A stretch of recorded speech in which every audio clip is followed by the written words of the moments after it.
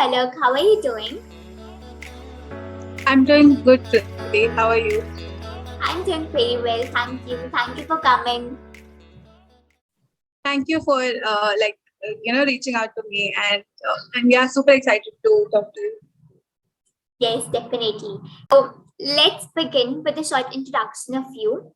Palak Balani, also known as the Reels Queen, is an Instagram coach who helps creators, freelancers, new coaches launch and sell their services and programs effortlessly on Instagram.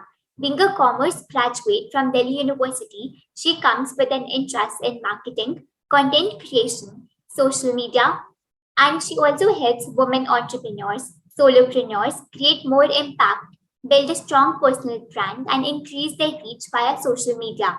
All in all, she is a social media marketer, content strategist, Instagram and LinkedIn manager, and an organic growth expert. Reach out to her on services like content marketing, social media marketing, lead generation, content creation, and email marketing. She offers one-on-one consultation on the appropriate utilization of reels, hashtags, increasing engagements, and works on overall social media strategy on your business. I will drop all the related details in the description below. A warm welcome to you, Palak, on Journey Teachers. Thank you so much for the lovely introduction. And yes, I am excited to have a conversation with you today. Super excited.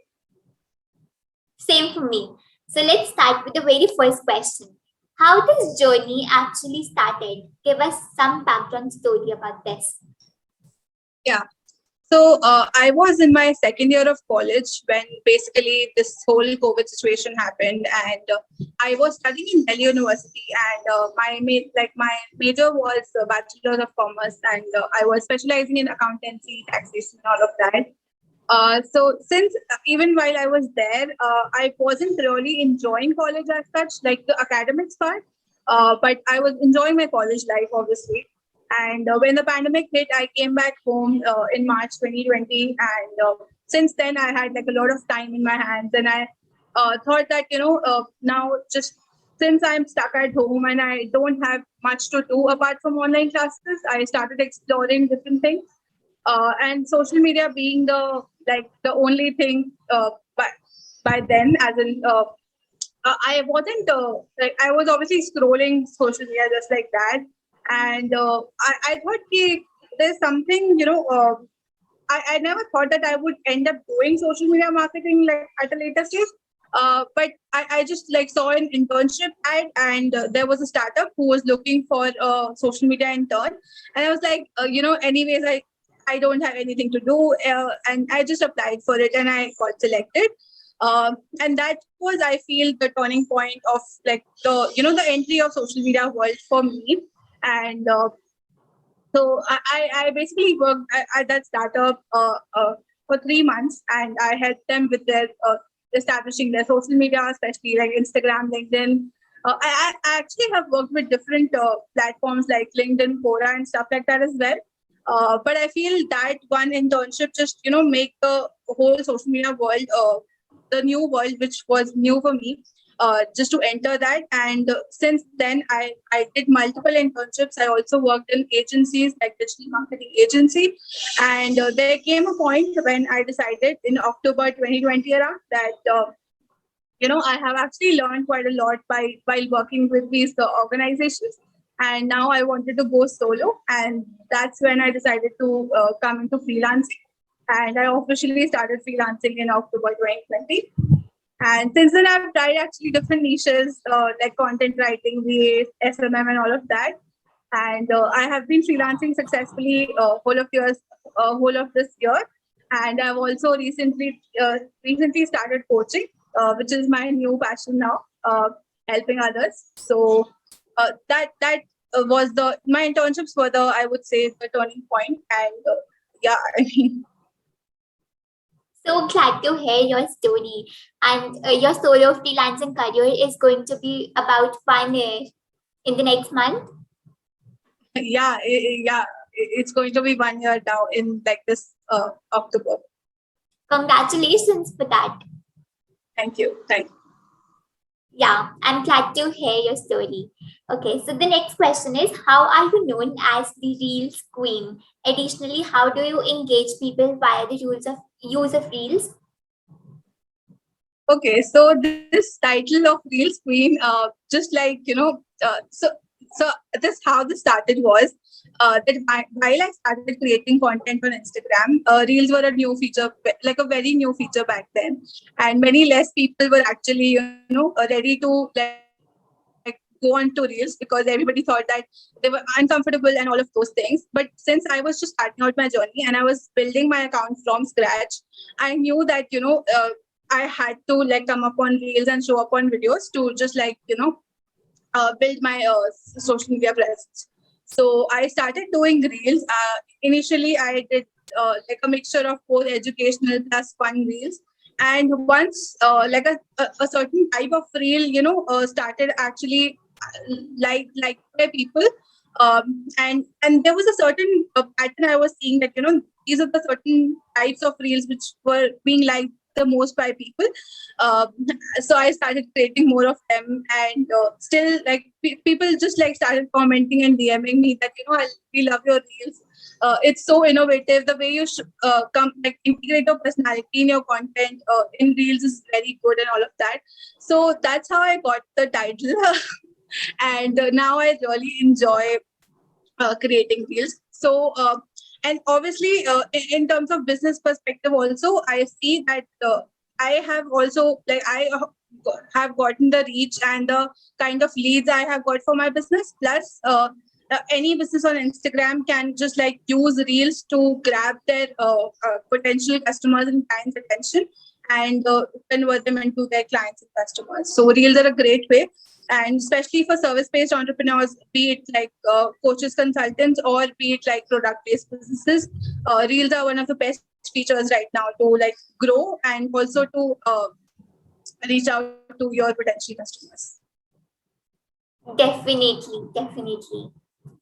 So, how are you successful in generating a major part of your income from monetizing Instagram specifically?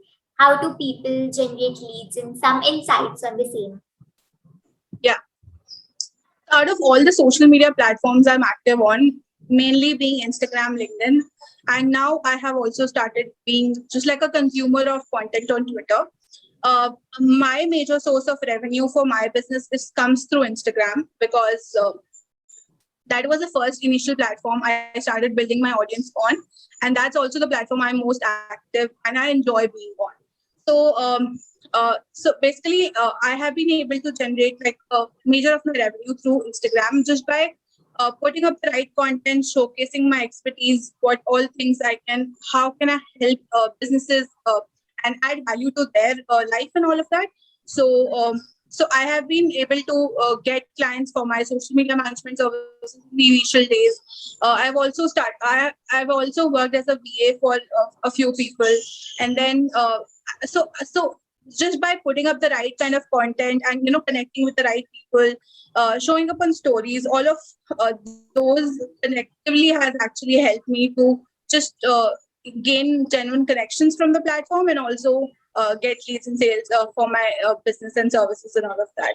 So yeah, I mean, I've never used ads as per now, and my major source, as in my major way of generating leads, has always been organic, and that's what I help my clients also with. So yeah, I mean, in short, that's how I do it.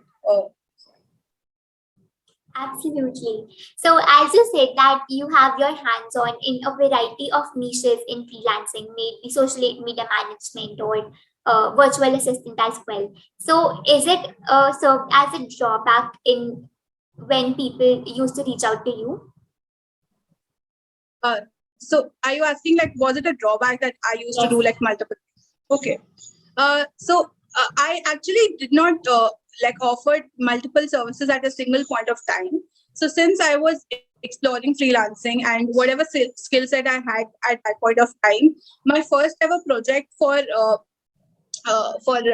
in freelancing was of a social media management, because I was obviously creating content on my Instagram, and somebody in my personal network reached out to me when they come to know that I've started doing this, that can you help us with our social media? And I was like, yeah, I can. So that was my first project. But also, since I told you that I have been connecting with other people in the industry, other freelancers and all of that. So I also got a project of a content writing. And that was the first and the last project I did for content writing, because I soon realized that this is not something I want to do in the long run, and I don't enjoy it that much. And since then, I have majorly been into social media management and virtual assistants, and both of these things like go hand in hand, because there are people who hire, let's say, someone for doing both of their things, managing their social media as well as doing their admin task and all of that. So it hasn't been a conflict anytime. Rather, my ideal client, which are like coaches and all of that, they actually thought it's a good package that I can a single person can do the task of both of these things. And it's just that whatever, even if you like, there are people who do not have a very niche clarity on this is what service they want to offer. At one time, I just promoted just my one service or one offer. I did not mix my messaging in terms of social media that, this is what I do. So it has never been like that. Okay, absolutely. So what are your thoughts on freelancers who accept low-paying clients as well? Okay, so in the beginning, in any industry you go, there's a lot of competition, and people think that there are so many freelancers we have to compete to. And if we just want to get a chance, or if we need to get a project, we just need to lower our prices, and that's how we will be able to get a project, which is so wrong. Which is shows that which is actually a result of the wrong money mindset and not having the abundance mindset, basically. That there is enough projects out there in the world. There's so many businesses you can work with and all of that. To get the high ticket clients, first any freelancer who's just beginning has to say no to like low paying clients, low ticket projects and all of that. So first of all, you need to understand that what's the skill set you have and what's the value you can provide to any business, and value your services yourself, because if you won't, then you won't be able to convey the value you bring to the table to the other person. So you need to create your offer in a very nice way, and so that which showcase the value, and which also you are also able to show that this is your expertise and this is a transformation you have been able to bring in somebody's business. So when you show that, you can actually quote a higher fees and charge premium, and there are people who would be ready to pay, because it's just it's just one ask, because I feel when somebody is starting freelancing, there's a general say in the industry that it's just about the first client. The time you get the first client, you become confident, and you get that thing that yes, now I've worked with one client, I can get more clients like this. Similarly, is this with the high ticket offer as well? For the first time, somebody like a potential client says yes to your high ticket offer, you get that confidence that yes, one person has said this, now I can also convert more people like him. So yeah, it's just about one guess. Absolutely, it is so correct that freelancing and gaining that confidence is all about finding your first client, and eventually you will grow in your journey. And do not be afraid to reject clients in the beginning who do not match with your vibe and who are low paying, because you deserve much better. Yeah, absolutely. Yes. So, what are the essentials of content marketing and social media marketing according to you? How do we create a content strategy for ourselves or even for the client?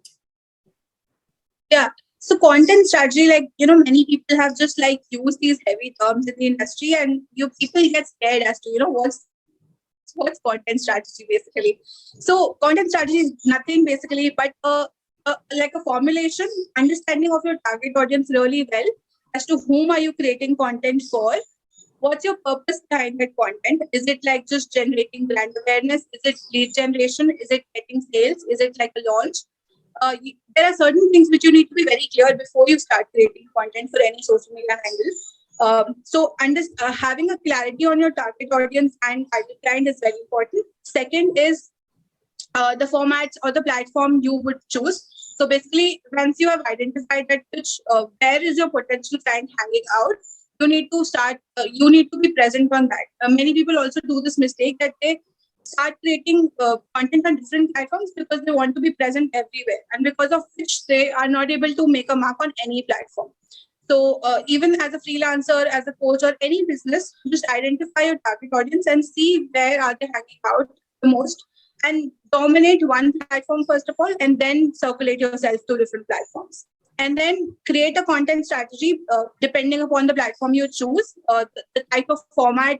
Uh, so let's say if you're choosing LinkedIn, text content or polls and things like that will do well. If you're choosing Instagram, then video content, reels would do well. So once you've decided the platform, then choose the formats and the kind of content you want to do, and also the frequency, because that also depends from platform to platform.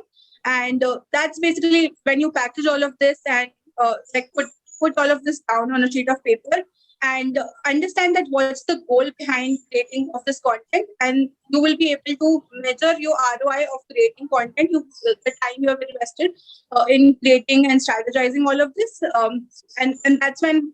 So the likes and comments you will get is not the actual ROI of your time invested in the creating the content, but whatever goal you had before deciding to start creating content, that's your exactly the ROI you need to compare that. That's if you were looking for brand awareness after 1 month or after 3 months, how is the brand positioning now, or how much reach have we got? If your goal was lead generation, then how many leads have you able to generate via content? So that's how like a content strategy is made. Absolutely, this is so insightful. And one thing I would like to point out is people believe that reaching out to more and more platforms really help us. Like initially, they want to put their hands on each and every available platform, but it doesn't work like this. You have to dominate one platform, and one by one, you have to move further. Right, right. Okay, so why do you think that email marketing is important and how is it practiced? What are the elements included in the same? Yeah, so I feel email marketing is a very underrated form of marketing, and people think that people don't check emails there right now, and even though there are people who use emails, that they send like very salesy and just like spammy emails to people whom they unsubscribe to, like obviously. So email marketing is a great way, and it's important because though social media is a great way to acquire. To reach more people, to just make them aware of your brand, but to have a very closer connection and build like a better relationship with your potential clients and customers, it's very important to have an email list, because you will not be solely dependent upon the social media platforms then, and you will be able to have a deeper connection with your audience basically. And email marketing, I feel, it gives like the best ROI in terms of sales and launch campaigns and everything. So whenever I work with clients who are launching their course or a coaching program or something like that, we always focus on email marketing a lot, because that's where we get the most better, like the best results from. So I would say that it goes hand in hand. There's no comparison between like social media marketing or email marketing. It's just like two different ways of marketing your business. But it's very important to have your email list, because that gives you like a much better level of connect with your audience. And yeah, I mean, one should focus on building the email list like within the few initial months of their business. Exactly. Many college students do not understand the importance of LinkedIn, having a LinkedIn profile, and how to present it in a more attractive way. We would like you to hear from the coach itself. Yeah. So I would say that I used to like when I was in college, even I used to think that LinkedIn is just to get jobs or maybe internships, and it's not like I never saw LinkedIn as a platform where you can create content, build your personal brand, attract more opportunities and things like that. And so since last year, I have started putting out content on LinkedIn as well, and I have got internship opportunities, speaking gigs, interview sessions like these, and also clients from LinkedIn also. So just like building your personal brand, especially on LinkedIn, becomes even more important.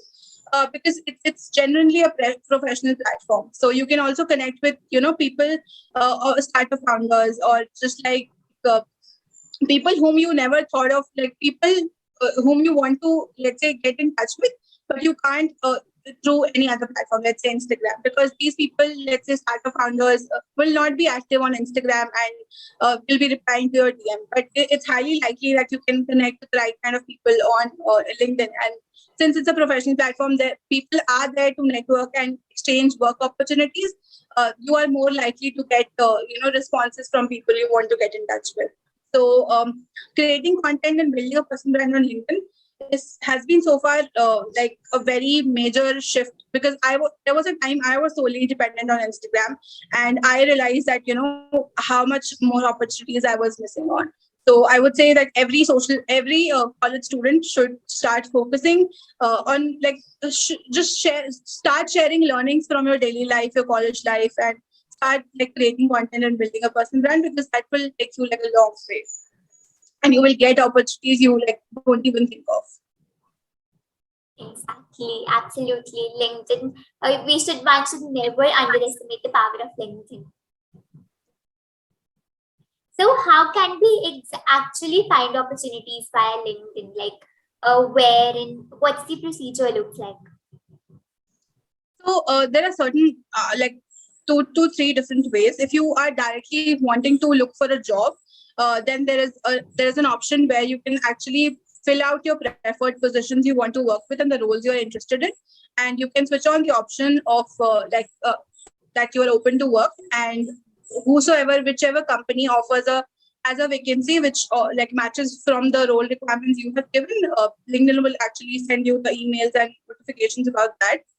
So one would be direct job applications, because many companies showcase their vacancies and hire people through directly from LinkedIn. So one is that.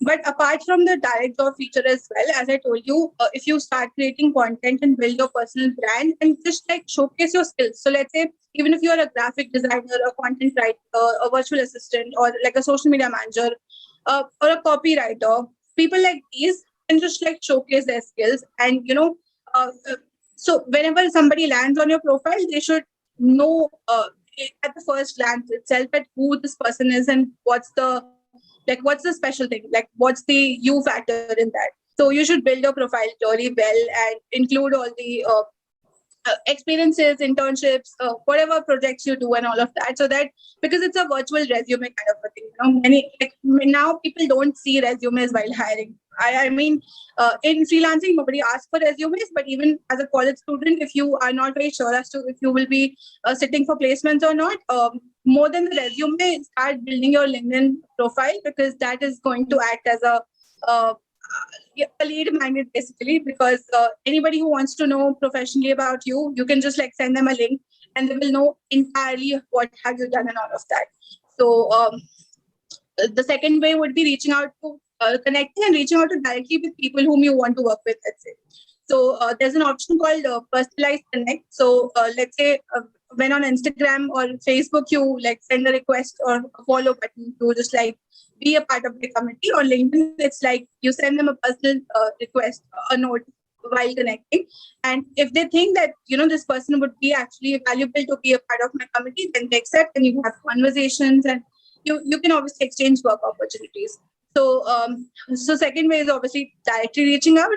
And if you can, first, the third route, which I talk the most about and which is, I feel, the best way, is start sharing your learnings and creating content and building a personal brand, so that people reach out to you after understanding what you do and what you specialize in. And then they offer, let's say, internship opportunities, gigs, or let's say jobs as well. So yeah, these are the three best ways. That is quite interesting. And one thing is that the content on Instagram and LinkedIn can be interchanged, right? Which is the content which is going on Instagram can go on LinkedIn as well. Yeah, so the content can be repurposed, because nobody has the capacity to churn out so much content. It's just that the vibe of both the platforms is quite different, and also the kind of people and expectations they come up with. So you can obviously repurpose the content, but just make sure that you change it and mold it according to the platforms. And so, yeah, I mean, people will not like you should not be hesitant to like repurpose the same content. Absolutely. And also, one point you talked about sending the direct message and reaching out to people. I think that comes in the paid version, if I'm not wrong. So you get a certain number of reach outs in the free version as well. I still use my free LinkedIn account, and you get to send personalized notes and reach email. And there's a certain limit to that, but I feel like college students won't even exhaust that. So yeah. Absolutely. These are some great strategies, I must say. Okay. So, shouldn't one think like that Instagram doesn't get credit for creating the content, unlike the case on YouTube? So, isn't it a time waste to work for so hard and for so long and creating posts, publishing reels, which can't be monetized? And one thing in this can be not forgetting the opportunities that definitely come and which can be monetized. Yeah. So I mean, it's the way you see it, and it's also the way why are you actually starting this journey off. So let's say before deciding on any platform, so let's say when I was talking about content strategy, I told you that you need to decide who is your target audience and your ideal client, and then decide the platform you want to create a social media presence on. So before deciding any platform, if you are just thinking that I want to create a personal brand for myself, I want to showcase my work, then you can go for like obviously go for LinkedIn, because that's a very work focused and a very professional network you want to have access to. But Instagram, I feel, though it doesn't directly have any monetization options, or it doesn't give any credits and all of that, but there are so many other ways you can monetize your audience, like by selling your services, by selling your coaching programs, by selling products, by doing affiliate marketing, and there's so many other ways you can monetize your audience. So if you are someone who is into more of videos, and who's more of a chill, relaxed person, and who does not want to be like very serious and all of that, and still want to like create a community of like-minded people and people whom you can vibe with and things like that, Instagram is a great platform. You don't have to. So on LinkedIn, you have to be at least maintain a certain level of decency and professionalism, and on rather on Instagram, it's more of like chill, and you can also talk about basic things and all of that. So I mean, it depends upon obviously the target audience and ad client, and also the kind of personality you have. And if you are like, let's say, a content writer or a copywriter, LinkedIn would be a great platform for you, because that's text heavy. That's people like to read long stories there. And if you are a person who can who finds it fun to create videos, then Instagram would be good for you. And no platform is better than the other.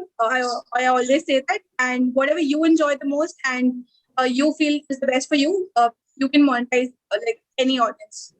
Be it like it should be like a engaged community. The aim should be that. So yeah. Absolutely, so well said.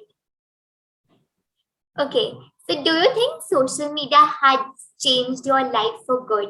What are the advantages of creating consistent, valuable content instead of just consuming other people's content? And what is the correct way to do this? Yeah, so I would say social media has given me my career, because I never thought that I would be doing this like while I was in college, or even while I was in school. I always thought that I will just be like end up a job in an MNC, or I would be doing something like that. But this 2020 and the whole whatever happened, just like I feel things happened for good, and I found this thing which I feel so passionately about, and I enjoy my work so much, especially because not just the work, but especially because I have to have the freedom and the control over my like lifestyle, my income, and all of that. So social media obviously can be used in such a great way if you know it, like if you use it for your benefit. And I would say for college students, for even people like working professionals as well, what happens is, when somebody starts doing a job and they enter a company, then what they do is exactly just like submit themselves to that company, and then they work 9 to 5, and they don't do much ahead like after that, and which is like such a wrong thing, because you are not like giving every like the whole of your life to that company by just like applying by deciding to work for them, right? So personal branding, creating content should be, everybody should do that, because as a side hustle, as a like as because as I told you, it will get you like a lot of opportunities, and it's crazy. I mean, in the long term, when all of these efforts compound, you will see that just half an hour of creating content or posting something will not make or break your career in that one day. But when you will see after years that you will have so much of learning sharing on your profiles, you will have a community of so lot of people. You will have made great connections and all of that. So it's great. I mean, social media can be used in such great ways. Absolutely. And creating consistent content is really beneficial instead of just consuming random content. Yeah. Okay, so how to actually identify a particular niche to create posts accordingly and the target audience as well? Yeah, so I mean, this is the first major problem which people face while they decide that they need to create content on any platform. That maybe I do not have any clarity on what do I like and what do I want to talk about, or there are people who, let's say that I have interest in so many things and I can't decide as to what do I niche down to. There's no issue with that, especially if you are just like starting your personal branding journey. And you do not need to have the utmost clarity on your niche, because no matter what people say, you will figure out things when you will actually start doing things. And it's okay to shift and pivot and make multiple changes in your journey, because there's no hard and fast rules. And I mean, it's your journey, so you can pivot and you can change. But having a niche is important for especially businesses and for people who are just coming to these social media platforms just for, let's say, for the business purpose. So for them, it's important to have that, this is my target audience, and this is my niche. So as solopreneurs, I would say just try to figure out as to what are the things that interest you the most, or what are the things that you can talk about, like for like for as long as you want to, and something which comes very strong to you, and something which you are really passionate about, as in so let's say just observe that what is that one thing you talk about the most when you are with your friends and things like that. I mean, if you're starting as a solopreneur, you just have to answer all of these questions to yourself and observe that what is that one thing, let's say, which you can even talk about or do even if you don't get paid for. So these are some things which incline towards finding your passion, finding your niche and things like that. But don't be very rigid about it. I mean, there are people who just don't start because they don't get the clarity on the niche. That should not be the thing which stops you. Start with whatever comes very naturally to you, and feel free to like pivot. No problem with that. Absolutely. Okay. So what to do in case we aren't getting any leads, and even if we are creating, posting, and engaging with the valuable content and the audience? Even if after doing all of this, if you feel that you're not getting any leads of business from any social media platform, you need to analyze where are you going wrong, or what's the missing point as to why is the problem arising. So obviously you should not be judging too early, because social media organic growth takes time, getting inbound leads take time, and all of that. So at least you should have patience. But that does not mean that you cannot evaluate or analyze, what's working for you and what's not working for you. And since marketing social media content is like very pivotal and it's ever changing, you need to update yourself and keep learning, and keep on trying stuff and see what's working and what's not working for you. So obviously you can there are industry experts you can follow, through which you can learn as to what strategies work, what not, and all of that. But basically, even after posting consistently, reaching out to people, or connecting with people in the industry, if things are not working well, I would say see the where are you lacking, and observe as to what other people who are, let's say, doing it successfully are doing. Try to observe them, and more than, I would say, learning from a course or anything, the majority of the learnings will come when you will observe other people who are doing it successfully. How are they doing? And just try to model on that as to if they are doing something, that means that it's working well for them, and just try to model, and that would hopefully work. So yeah, and keep on analyzing. Don't stick to a particular strategy. Do a lot of experimentations, try a lot of stuff, and see what's working for you. Absolutely.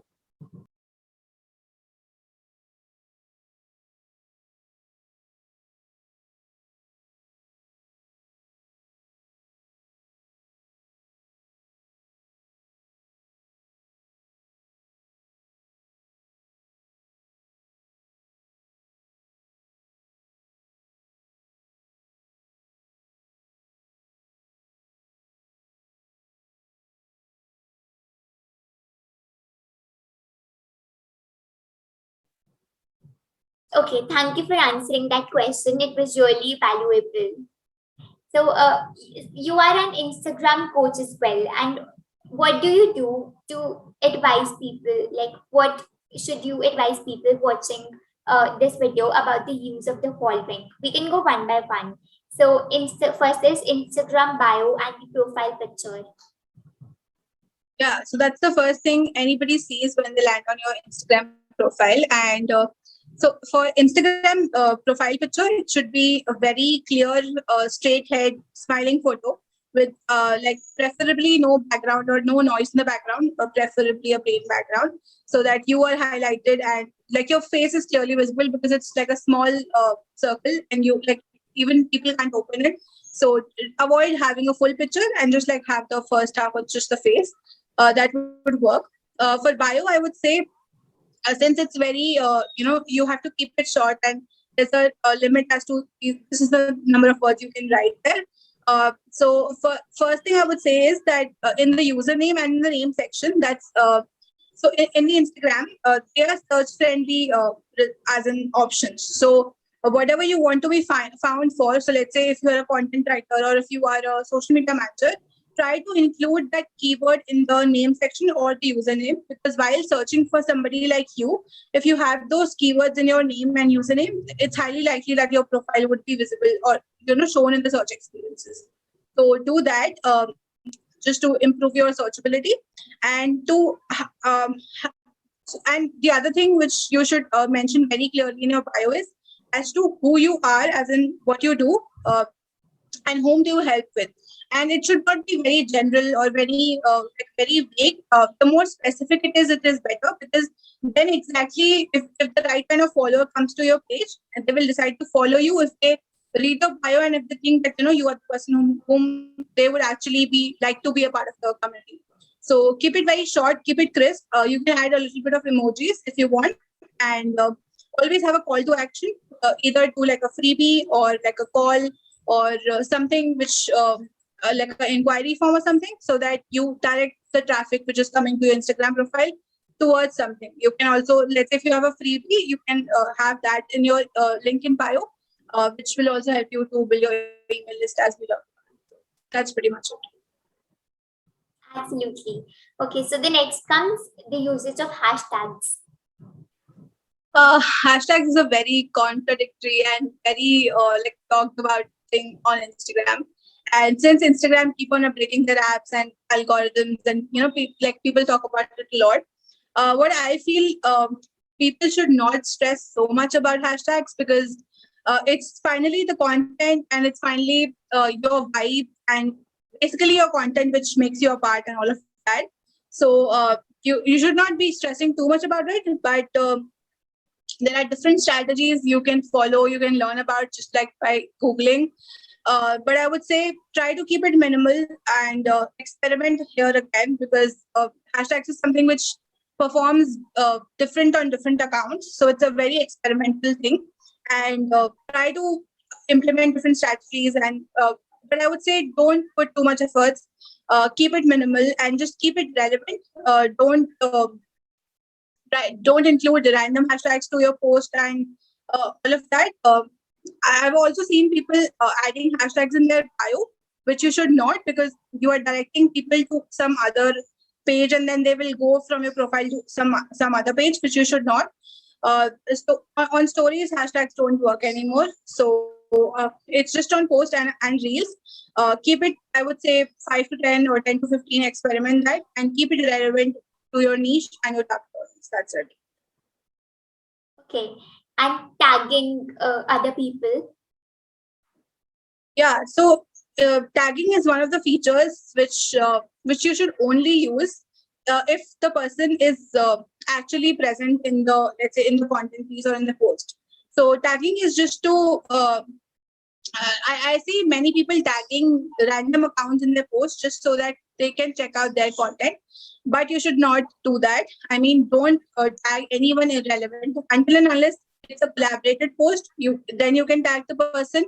If you're talking about somebody in that post, then you can tag the person. Or if the photo you are posting, the person is actually present in that photo, then only tag the person. So other than these three, please don't tag anyone randomly. That's very annoying. And there's an also option on Instagram where you can just like dismiss tagging, like, like there are people or there, let's say, public figures and influencers who just switch off that feature so that random people don't tag them. So Yeah. Highlights. Highlights is again the second, I would say, the second thing after your bio and profile picture, which people check out when they land to your profile for the first time ever. So so the first rule of highlights is that keep it, don't have too many highlights on your Instagram profile, because that would actually confuse the person as to what should I check first. So keep it between let's say 3 to 5 or maximum 6 to 7, not more than that, and keep it very relevant to the kind of offers you have or the kind of work you do. If it's obviously a business profile we're talking about, so have a about me section, let's say, where you're talking about yourself, who you are, what you do.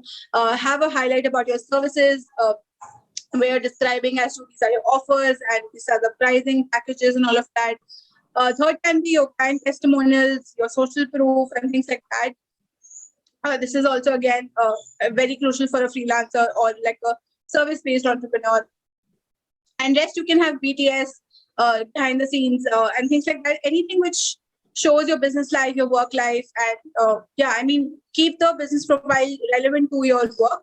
You can obviously show once in a while your personal life and things like that, but majorly the highlights should be all about like majorly work. So yeah. All right. And the feed theme, the color theme of the feed.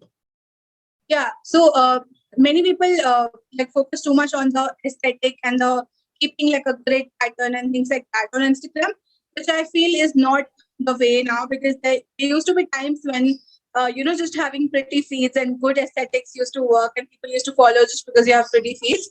But right now I would say just have a minimal branding in place, that these are the colors I would use, these are the fonts I will use, and have a basic brand kit in place so that your grid at least look cohesive and it doesn't look very out of the picture, that sometimes you're using something and something like that.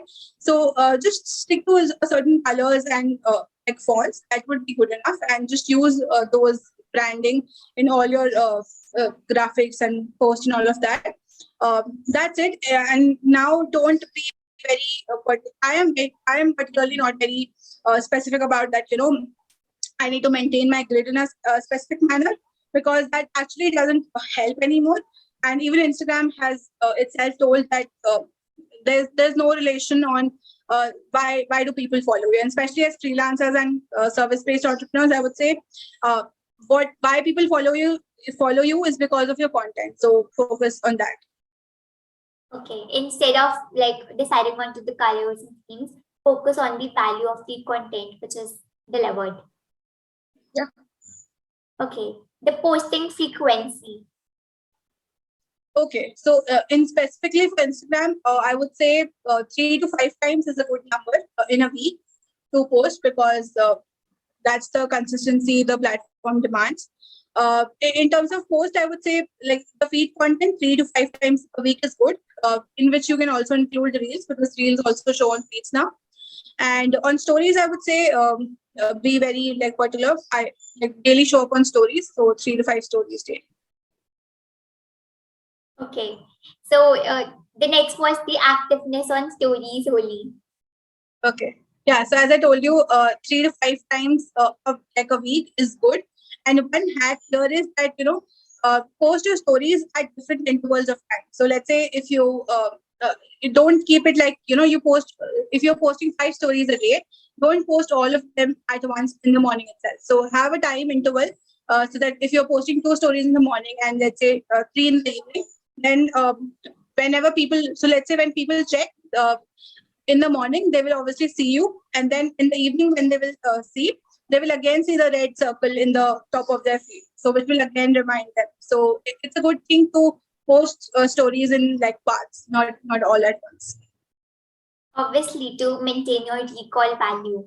And can one schedule stories as well for Instagram? Yeah, so Facebook Creator Studio, which is a tool from Facebook itself, you can actually schedule stories as well from there. And I also use that to schedule all my posts, my clients post, except Reels, because Reels can't be scheduled now. Other than that, you can schedule stories and feed post. Okay. So the last one is Reels, IGTVs, and guides, which are available. Yeah. So right now, I would say if your goal is to just like reach out to more people and increase your brand awareness and just like in general spread awareness about yourself, Reels is one of the features you should utilize to the maximum, because you never know, once like now it gets older, the reach may fall down. So it's a good idea to utilize that feature to the best. So I would say at least put up like 3 to 5 reels if you can. But whatever number you choose, just make sure that you can stick to that. So even if you do 2 to 3 reels per week, that is good, but just make sure that you are able to do that consistently. And also videos are anyway, Instagram is a video dominated platform. So videos will obviously rule. Going live is also one of the ways you can connect with people, your audience, and doing IGTV once in a while, let's say once in a week, if you have a longer form of content, at least 3 to 5 minute videos, that can do well if your content is good. And guides is also like one of the features which it's not very well utilized by people, but if you have something which it acts as basically as a mini blog. So if you have to post on different topics which you can curate and compile all of that in a specific at one place, guides are a great feature for that as well. So yeah, you can use that. Absolutely. So how do you present yourself and your deliverables as a social media marketer? Clients must expect that some guarantee from your side of increasing the social media reach and to a certain level. How do you deal with it, and what's the appropriate pay for the social media marketer? Okay, so this question has like different questions in parts. I'll start with the first thing that whenever a client comes, or I have a conversation with a potential client who is looking for social media marketing services, I always make sure that the results they expect out of after the service are very clear and on both terms.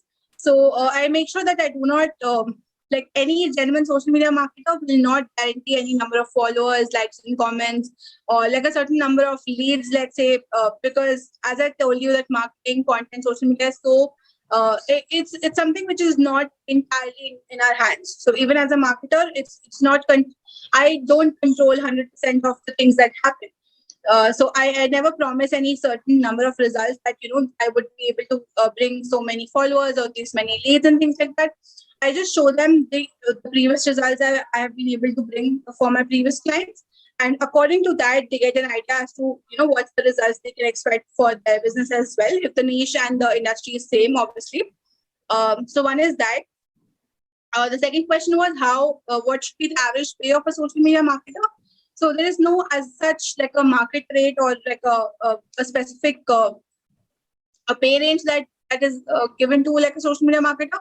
But but for being a social media marketer, I would say the journey starts from being a social media manager.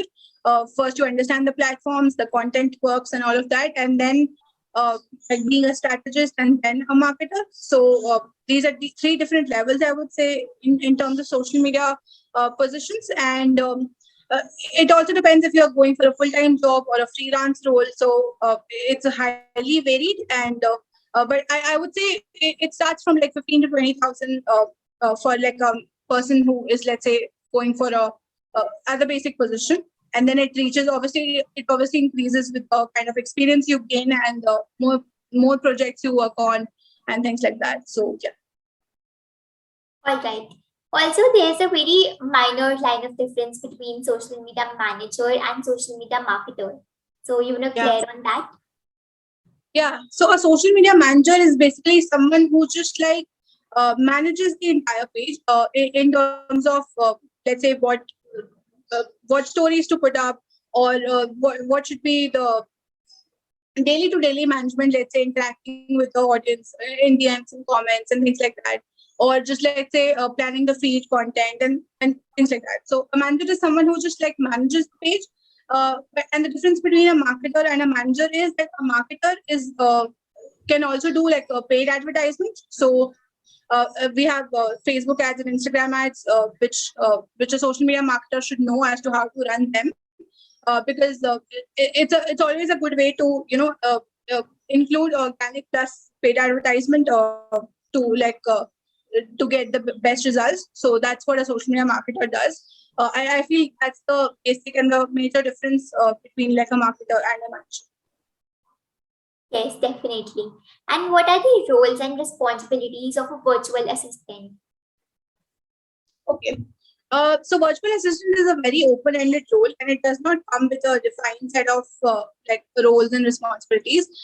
It majorly depends upon the person. If let's say you are a tech person and you like working on tools and systems and automations, you can be like a tech PA. If you are more of a creative person, then you can be like a marketing VA, because marketing includes a lot of creative things plus analytical as well. And then there are VAs who are just like admin VAs who do like a lot of admin stuff, maintaining Excel sheets, reports, and things like that. So VA is a very open-ended position, and anybody can become a VA according to the skill set they have and they have interest to learn. And in the market, there are people who hire, let's say, people who are, let's say, have all of these things, who have the basic knowledge of all of this.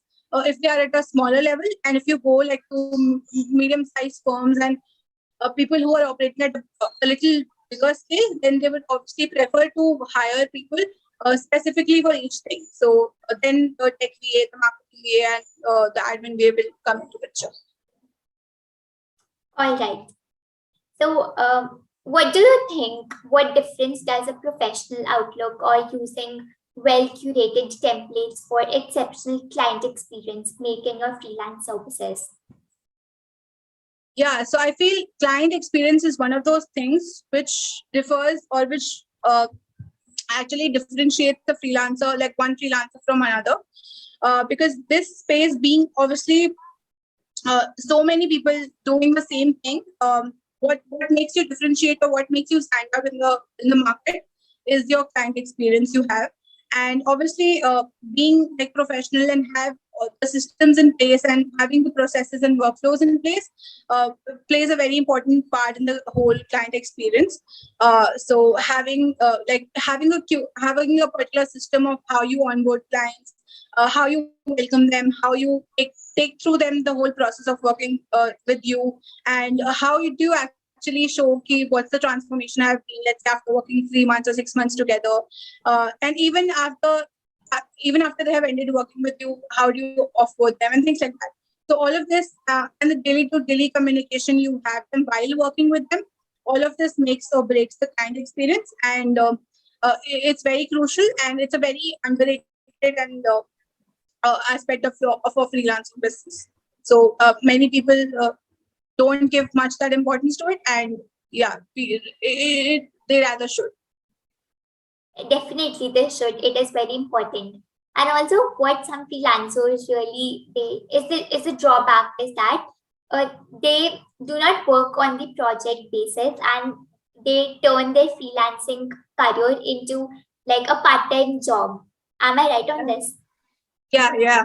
So especially in terms of, I would say in any field, but there are, let's say, if I give an example of a content writer, people think that they have to charge per word, or they have to just like charge for an article, and it's like a one-time project that they do.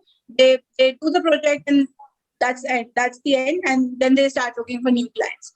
So what's the problem with these one-time projects is that you do the work, you deliver it, and then you keep on looking for new clients, which is obviously like acquiring new clients is a lot of tasks. But instead, if you get to work with clients whom you can work on retainer basis, as a social media manager, as a content writer, anyone who can, any service provider can change their service and package their offerings into a way into which they can offer that as a monthly retainer project. That's great for the business owner as well as for the online service provider, because the business owner does not have to look for different people again and again, because let's say they have a certain requirement every month for certain thing, they can obviously come to the specific freelancer.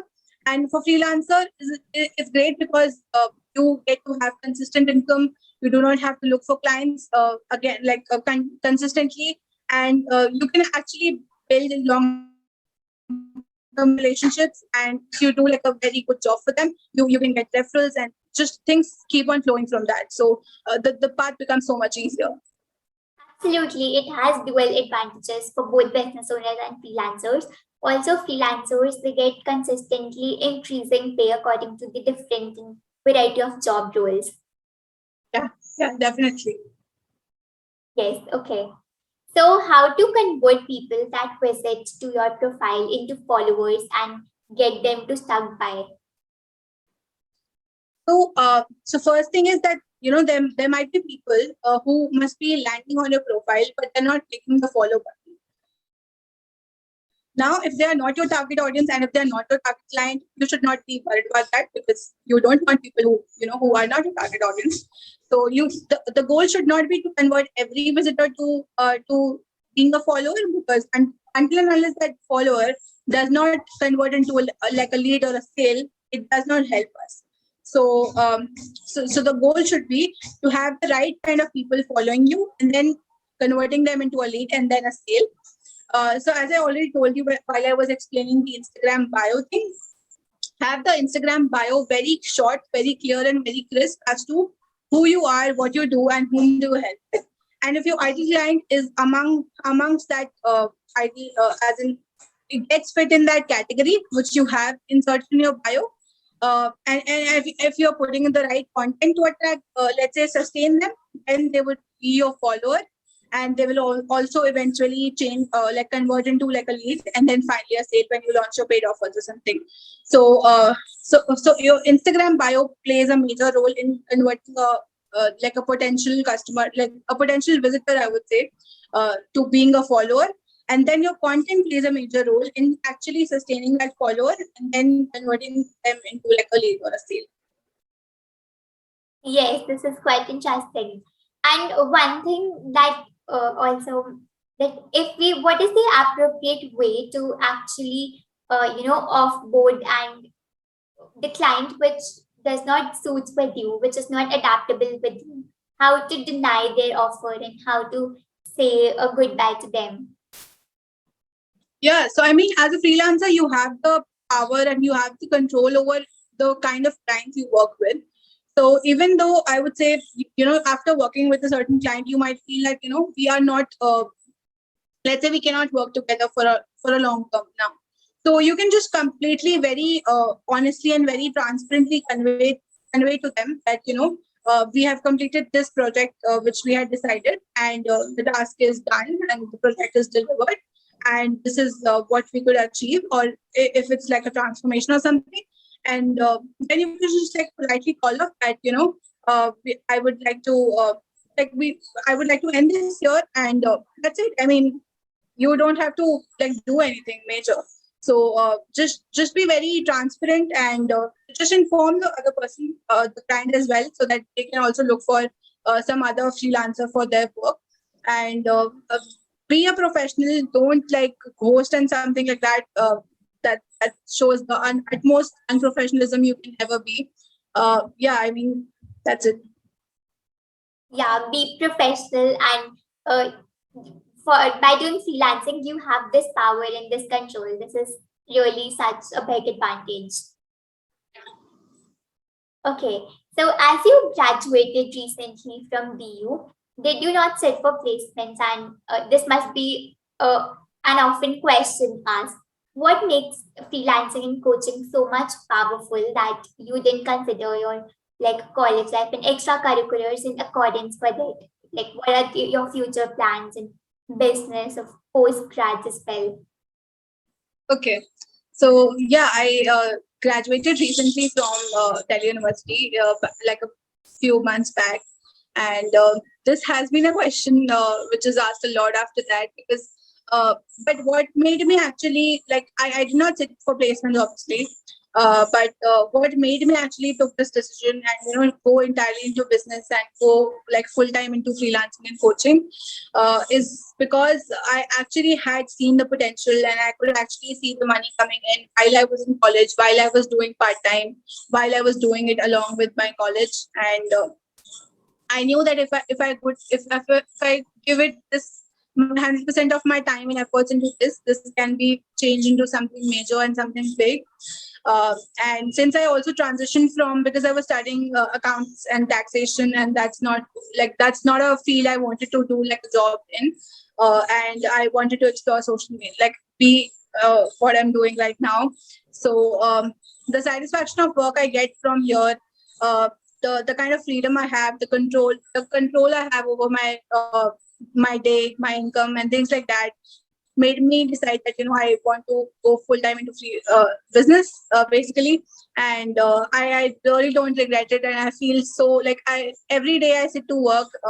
I feel so motivated and I feel so excited for my work day. I love I love when I see my clients getting results with the services I provide. So I feel all of this gives like such a strong sense of satisfaction inside and so much content that I don't see anything which can just like take me back to like a corporate job or something. So, yeah. I can very well feel your emotions coming in. Okay. So, what is the process of launching and selling a certain service or programs on Instagram? Okay. So there are people who like reach out to me and they say that I have been posting content but I don't get any let's say leads or queries or any sales for my services and things like that. So my only my first question to them is that have you like have you done a market research and see that actually is this service or is this product actually somebody is actually looking for this or somebody is ready to pay a certain amount for this service and things like that. People think that Instagram is business is just like you come up, you post something, and then people will just like come up and ask you to buy it. It's not like that. There's a lot of foundation or behind the scenes work which goes with setting the foundations of a business. So and setting the right foundations, getting clarity on who you actually are as a business, whom what let's say what's your offer like, what's your transformation and things like that. I mean, the more clarity you have about your own product, the more confident you will be in selling that, because you exactly know who is the service for, what's the transformation and can provide, who is it for, and that's why you won't be selling it to like the wrong people or just like random people, because you exactly know that this service or this product is meant to be for this person. So having clarity on your target audience, your ideal client, having clarity on your niche, having the right content strategies and social media strategies, showing up daily, consistently, all of this collectively actually makes you like setting the right foundations, I would say. And then launching an offer should be like a very strategic move, because like a lot of planning and work is required to before launching something. So I would say if you're not pretty confident to just like launch directly, do like a beta batch or do like a beta testing, which is basically working with a small group of people for for the services you want to sell, and see if you are able to get them results which you actually promised, and use that as like that will not make you only much more confident about your services, but will also give you the basic testimonials and things which you require to promote your offers and services later. So plan everything out really well, set the right foundations, and even before judging if the offer is correct or not, or if the strategies are working or not, at least try it for 3 times, and speak your speed. I see many people not speaking about their offer much because they feel that they look quite salesy on Instagram while doing it or things like that. And since they don't talk about the offer, the audience does not know as to what you sell. So it's very important to clearly communicate to people that this is how I can help you via my paid offerings. And there are people who are ready to buy. It's just that they are waiting for you to talk to them and convey the value your service or product has. So these are certain things I can tell right now, and this would actually help you to set the right foundations and launch your offers in like a correct way. Absolutely. This is a common myth faced by many people. Okay. So, as a virtual assistant, we know that people have a wide umbrella of roles and responsibilities, as you said about the categories as well. So, what is the appropriate code for the same? Sorry, can you repeat the question? Yeah. As a virtual assistant, people have an umbrella of roles and responsibilities, and you told about the categories as well. So, what is the appropriate code for the same? Okay, as in terms of pricing your services as a VA? Yeah, Yes. okay. So, generally, VAs, obviously, it depends upon a lot of factors as to how much you can charge from your clients. But there are the basic rule of pricing anything or your services is to understand your per hour rate. So a per hour rate is nothing but like a basic standard rate which you decide for yourself. That this would be my per hour rate, or you can also do like a market research as to what other people are charging, and then you see what's the scope of work, what's the skill set required, and how much time and energy you will be investing in the project, and you can charge per hour basis. Or if you have an entirely like a set of services, you have very clear that these is the list of services I offer. Then you obviously can do like a market research again about the pricing of the industry and what's the average rate like. And in any other industry, you can increase your prices according to the more the experience you get, the better skill sets you achieve, the more tools you learn, let's say, or the better results you can get for your clients. And you can actually charge higher. And as a VA, I would say your organization skills, your time management skills, and just like structuring all of the data like these business owners have is the one of the most crucial things you can like help them with. So if you are able to help somebody's time, if you can help them make more money, or if you can just like help them streamline their businesses, that's a good enough reason for somebody to pay you. So yeah. Absolutely. All right. So, what are the common applications that you use for your business regularly? Okay. So I use Google, every like of the whole family of Google, the Sheets and Docs and all of that for my just like planning and things like that. I use Calendly. I use Google Meet, as I already told you. I use Facebook Creator Studio for scheduling things, my content scheduling. And I also use Trello or sometimes Notion to just like plan out things, to map out my clients, let's say, assets, or planning my revenue goals, income goals, and also my content planning. I do all of that. Rest, I maintain like a client management sheet, which I also share with them on Trello. So yeah, these are the basic few tools I use on a daily basis. And also Calendly, just like for scheduling calls. Yeah, all right. So, how important do you consider investing and is making investments, maybe small ones as well. For beginners as well, what is the minimum time frame for beginners to consider while making the appropriate investments? So in terms of investing, if you are asking for monitoring investments, let's say in mutual funds, in stock markets, or things like that, I myself don't actively invest, as in my earnings right now, because my father takes care of it right now, and I also am not very financially like I don't enjoy that part first of all, because of which I don't like spend a lot of time learning about these things. But I understand that it's very important, as I told you, the compounding effect in terms of content. The same goes in investing as well. And the earlier you start, and even if you start from a smaller amount, it work wonders. So like my whole sole focus right now as like a 21-year-old is on earning more, so that I can save more and then invest. But yeah, I mean, that's the honest answer I have right now. Okay, so the another category of investing may be related to the investing on various courses, or various like buying various templates or getting coached by a coach in terms of upskilling yourself. Yeah. So that is one of the things I very actively do myself, and I just also promote others to do it very actively. Be it I buy a lot of books, business books especially. I invest in a lot of courses, in coaches, and mentorships if I require. Then so whenever it comes to upskilling myself or investing in myself, if I want to learn something or something like that, I don't hesitate from that.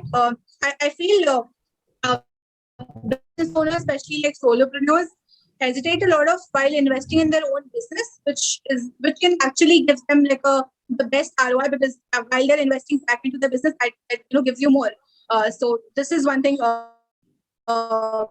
which I mean, I don't even think twice before investing in my business or myself, and I feel that that gives the best ROI. And yeah, I mean, I enjoy learning also most of the times, and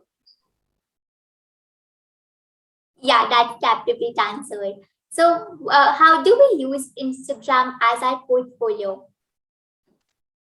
okay. So there are certain fields where Instagram can work really well as your own portfolio. Let's say for my example, I was offering social media management services. So my own Instagram acted as my own portfolio, that, the kind of content I made, the kind of designs I made and all of that, showed my expertise and my skills in terms of the work I do. So I get major of my clients act as an SMM also via Instagram only. And now, even as like if you are into some other field, let's say content writer, or let's say you're a graphic designer, so anything which has like a visual power to it, you can show your designs as a graphic designer by the graphics you make and all of that.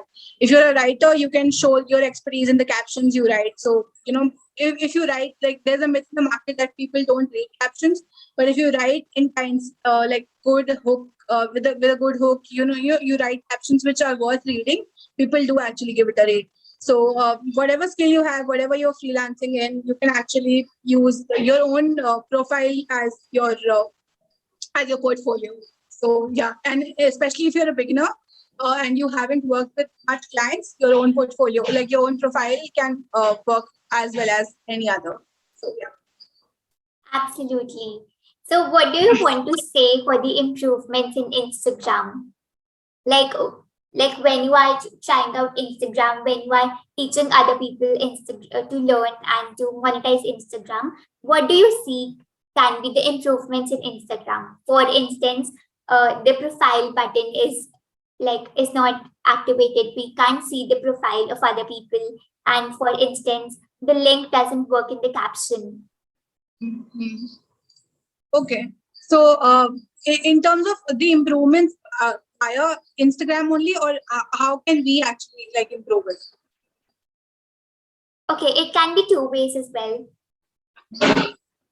So in terms of, there are obviously a lot of things which we as a consumer want Instagram to provide. So let's say right now we just have one place where we can put any links, which is the bio. But Yes. obviously now, let's say the swipe up feature, instead of the swipe up feature, now we have the sticker, which allows you to link anything. And people used to wait for 10K followers to just like get that swipe up feature, so that they can redirect the audience from here to, let's say, any other place like YouTube.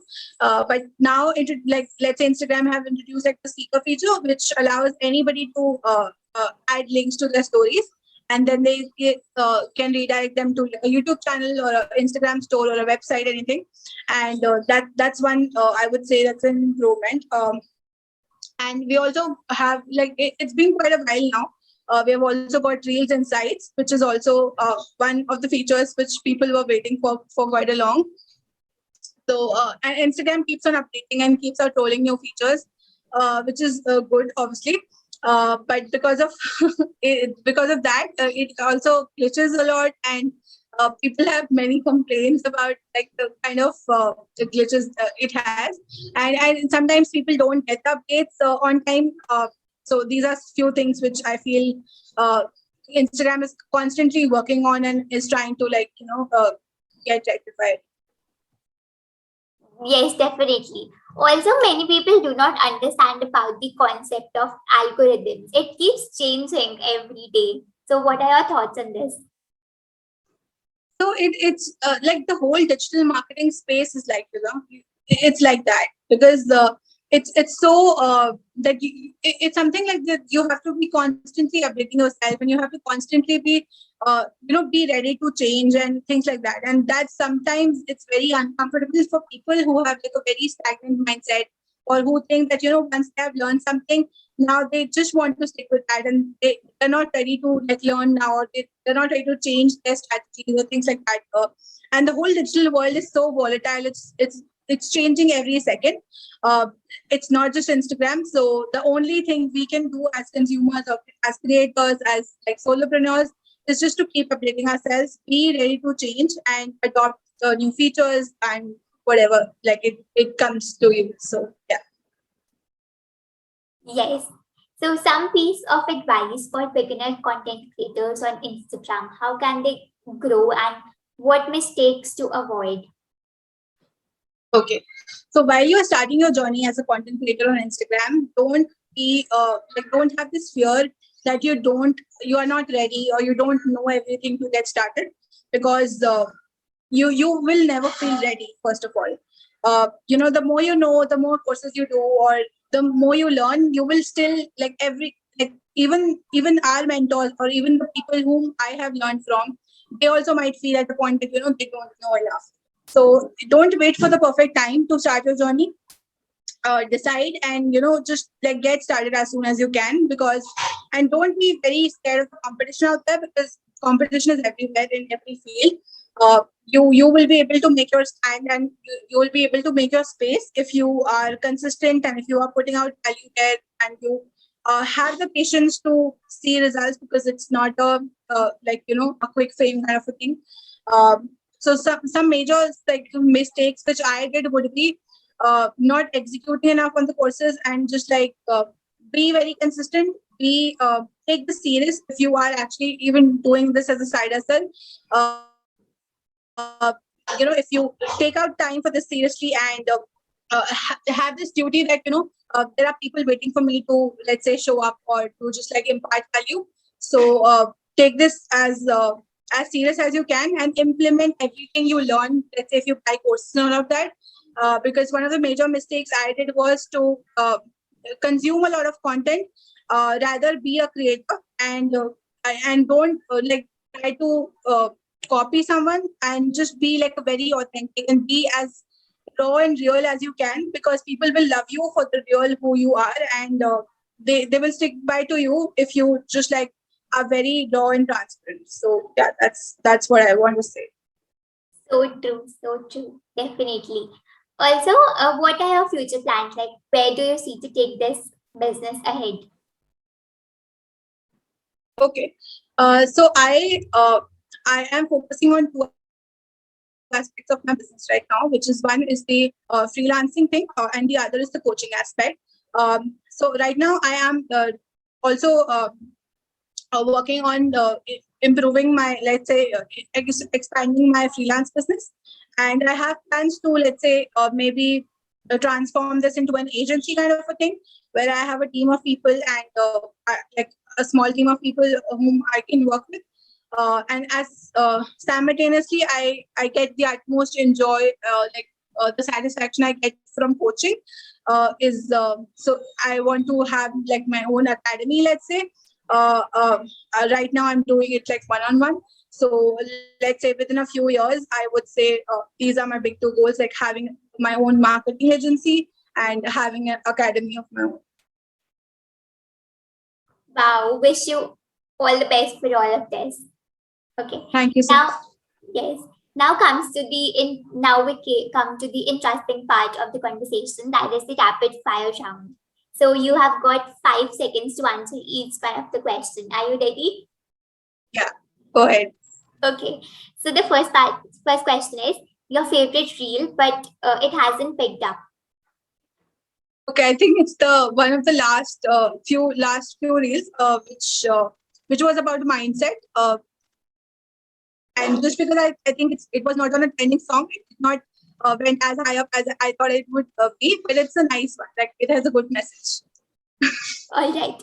Your biggest mistake in your journey till date. As I told you, like consuming a lot of content and not implementing and executing. That's the biggest mistake I've done till now. Okay. Have you ever been teased as Palak by your friends? True or false? Yeah, in school, people used to, and even in college. But and you know, things haven't changed after like so for the online world, I'm just Palak, like a social media marketer. But for my friends, I'm like the same Palak I used to. So yes, they do. Absolutely. Your first earning from Instagram. I think it was 8,000 rupees for a social media management client, the first ever client I got, and I had around 200 or 300 followers then. All right. How many clients have you rejected? Okay. I wish I had like a specific number in mind, but there have been quite a few number of clients I haven't worked with intentionally, as in voluntarily, just because we were like not a good fit for each other. So you can give a specific range. The number would be in 2 digits at least by now. Wow, that's amazing. This gives us such much more confidence. Okay, so the last one is, what do you do when a client annoys you?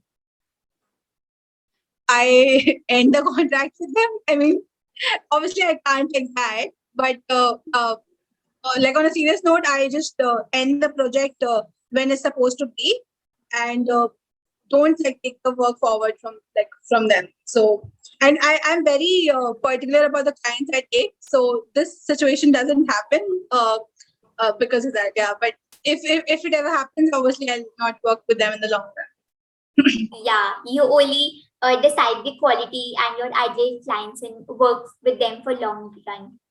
Yes. Okay. So lastly, what are your thoughts on one's passion can be one's profession? I mean, yes, it can, and especially at today, like the time we are living in, you can just whatever you think of, you can just monetize that. I mean, who has who had this thought that social media could be a career for someone, not just like being an influencer or being a content creator, but this is the other side, how I have monetized and make a career out of social media. So I would say, if you like sleeping, if you like eating, if it's anything you can think in the world, you can make a career out of it. But it's just that you will have to be ready to not being accepted, or not the idea will not be accepted, in the initial phases of, when you will say it. So let's say when you will tell something like this to your friends, that let's say I want to be a food blogger.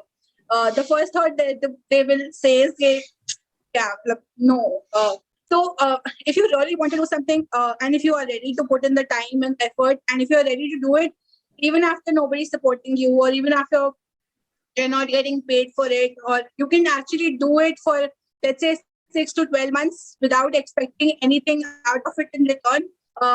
You can actually start some anything which you like. You might already be doing it, but you are not taking it as a side hustle. Start taking those things a little seriously and convert them into side hustle, and you can actually convert them into full-time ventures as well.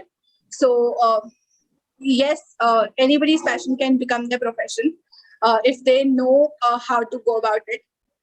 And I mean, I don't want anybody to be stuck into jobs they don't like, or do like something which they don't really feel motivated about. And I mean, I'm just like very when it comes to this topic, I am so strongly opinionated about this. I whenever I see somebody doing what they love, I feel so happy for them. So yeah. This is so inspiring. I really got motivated by your thoughts. Thank you so much for coming. This was such an insightful session. I got to learn so much, and of course, our audience will also. Thank you so much for coming. Thank you, Kriti, for having me. It was wonderful talking to you.